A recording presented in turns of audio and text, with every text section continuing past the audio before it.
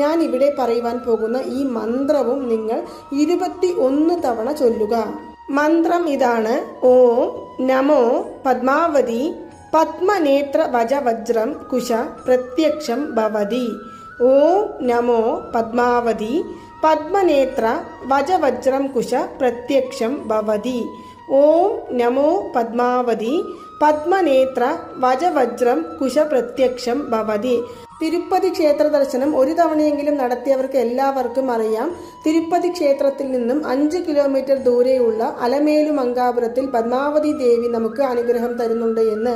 വൈകുണ്ഠത്തിൽ നിന്നും ഭഗവാനോട് പിണങ്ങി അവിടെ നിന്നും വന്ന ലക്ഷ്മി ദേവി പദ്മം എന്ന് പറയുന്ന താമരപ്പൂവിൽ ജന്മം കൊണ്ട് ആകാശരാജാവിന്റെ മകളായി വളർന്നു വന്ന് തിരുപ്പതി വെങ്കടാചലപതിയെ വിവാഹം കഴിച്ച കഥകളെല്ലാം തന്നെ നമ്മുടെ എല്ലാ വർഷ പുരട്ടാസി മാസ കഥകളിലും പറയുന്നതാണ്. അപ്പോൾ അതെല്ലാം നിങ്ങൾക്ക് അറിയാവുന്നതാണ്. അതുപോലെ